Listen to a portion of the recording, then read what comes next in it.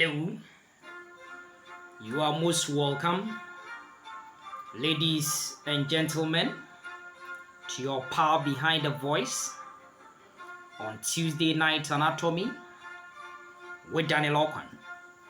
Today's section, I take you through a pretty simple topic as far as some introductory bits of anatomy is concerned regarding something on articulations by way of joints. Now today I talk to you briefly on something I've tagged the video, pivot joint oversights. Now oftentimes, by way of learning, everyone is aware whenever you are asked to give examples of pivot joint, we talk about the atlanto-axial joint. Yes, no doubt about that. Okay, helping us to, of course, to shake the head, signifying no. Yes, not only that, we also talk about notably of what the proximal and distal radial ulnar joints as also being examples or important examples of what you call this pivot joint. Now, my friends, one important thing which everyone is also aware also, is that whenever we talk about the pivot joint, it will allow this rotary movement, around what we call a central axis. It therefore tells me that this pivot joint, will permit, that kind of movement, in a single plane. And therefore, we say that pivot joints will be uniaxial in nature. Yes, because they are freely movable, they are diatrodial, then it makes sense that, of course, this pivot joint is also an example of what you call a synovial joint. But my friends, at the end of this meeting, what I would like you to know is that, first of all, when you talk about a pivot joint, then we need, of course, at least two articulating bones should be there. And one of such articulating bone, should have a cylindrical surface, and then it should rotate, so to speak, inside, a ring, which will, of course, will be contributed. The ring will be formed, partially by what you call the other articulating bone. And my friends, together there will be a ligament or ligaments. And my friend, that is the purpose for this meeting. I want you to know that ring-like structure, which another bone, which is having a cylindrical surface, is going to rotate, inside. What I want you to know is that that ring-like, cavity in there is not only provided by the other articulating bone, but my friends, also by a ligament or ligaments. And so, without wasting my time, let's set the ball rolling, looking at this something briefly. So there we are. Now the first guy which I've put down over here is the one written over there to you, atlanto-axial joint. Yes, we know that the atlas is of course the C1 vertebra, and of course the axis is of course the C2 vertebra, in that craniocaudal direction. Now one thing we are aware is that the cylindrical, we are saying that there's a pivot joint, because we allow that rotary movement. Now, for that rotary movement to take place, then we need one of the articulating bone to have a cylindrical surface. And where is that articulating bone? We are talking about the C2. And my friend, the C2 is the axis bone. Yes, the axis. And so with this axis, one thing is that one important part of the axis, to ensure that it's able to have the cylindrical surface to rotate inside this ring-like structure which will be formed. I'm going to explain that one to you. Is this guy over here which we call a disc, otherwise something we call the odontoid process of the axis. So that tooth-like structure which you find it over here, which is of course part of the axis, is the one who is going to bear the cylindrical surface. So that's what I want you to know. And my friends, once you've seen the cylindrical surface, then the ring will be formed, partly by the other articulating bone. And which other articulating bone are we talking about, my friends? We are talking about the atlas. And this time, which portion of the atlas are we talking about? The portion which is forming that ring, partial ring over here, is what we call the anterior arch of what we call the atlas. I'm not talking about the posterior, larger posterior arch. No, we are not going posteriorly. We are talking about the smaller anterior arch over here.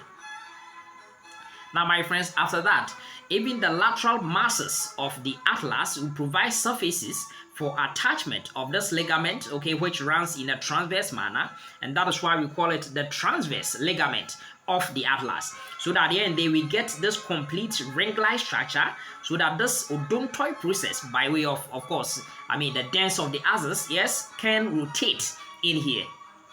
Okay, so this is the important thing which I want you to know, that as far as the atlanto-axial joint is concerned, everyone is aware, we will say that it is a pivot joint.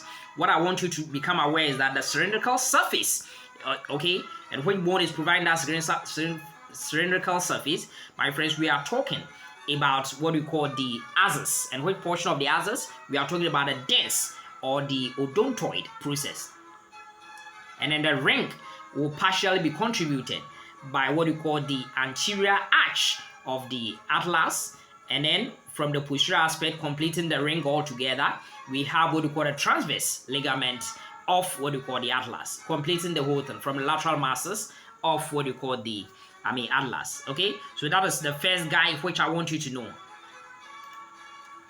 Now, my friends, the other example we talk about is of course the proximal radio-ulnar joint. The proximal radio-ulnar joint.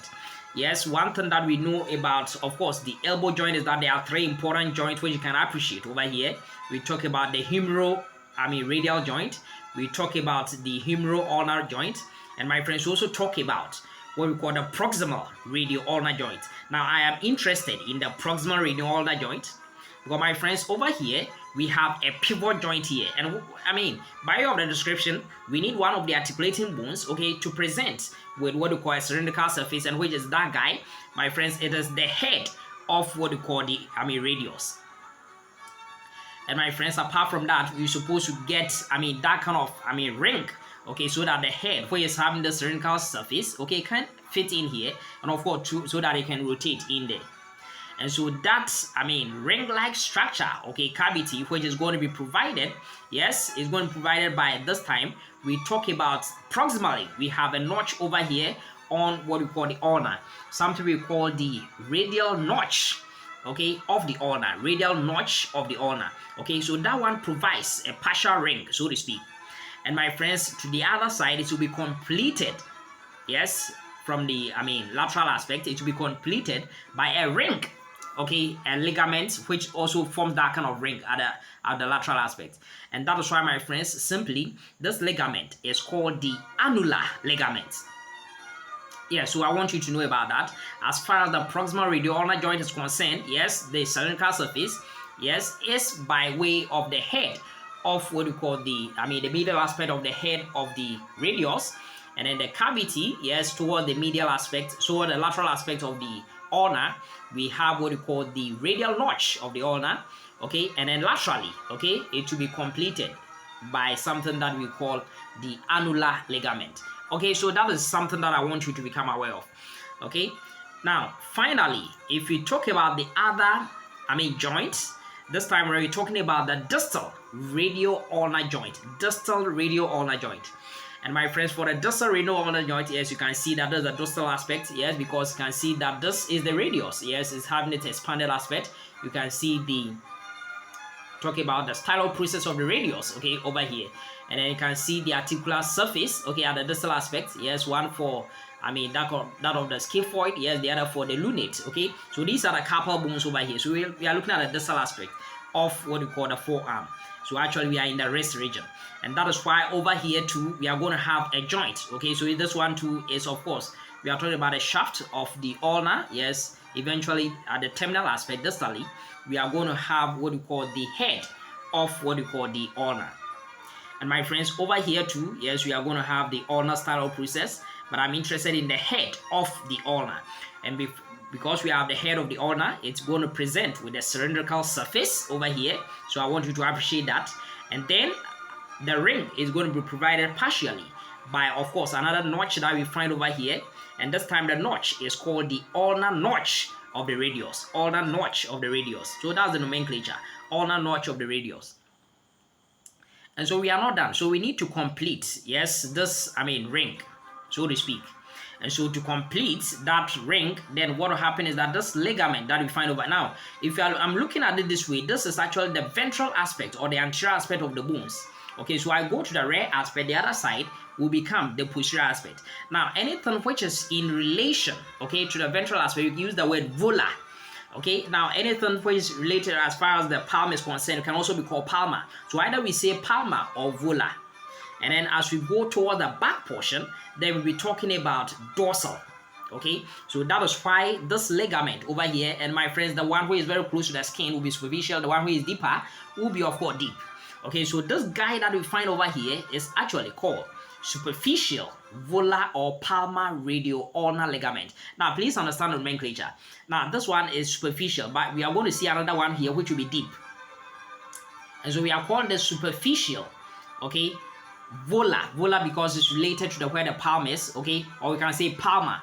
So superficial volar or palmar radial ulnar ligament. My friends, I don't need to explain that. This is radial ulnar joint that we're talking about, and so that is why the ligament will be having the same name, radial ulnar ligament. So that is the superficial part. And so if I come this way, I'm going a bit deeper. Okay, so that one becomes deep volar or palmar, radial ulnar ligament. I want you to appreciate that. And for that reason, if I go to the dorsal aspect to complete that ring for us, we are going to have this time around towards the dorsal aspect. Okay, so we'll be calling it this guy, okay, very close to the skin. And so we'll be calling it superficial dorsal radial ulnar ligament. Superficial dorsal radial ulnar ligament. And this one over here, where it's a bit deeper, becomes the deep, okay, dorsal radial ulnar ligament. And so, my friends, I want you to appreciate that whenever we are talking about the cylindrical surface, just one bone will come into mind. But whenever we are talking about, of course, the ring, okay, it is not a single, it's not just one entity which forms it. Not only the other articulating bone, but my friends, also the ligament would have a role to play in that regard. My friends, I'm very grateful for your time this evening.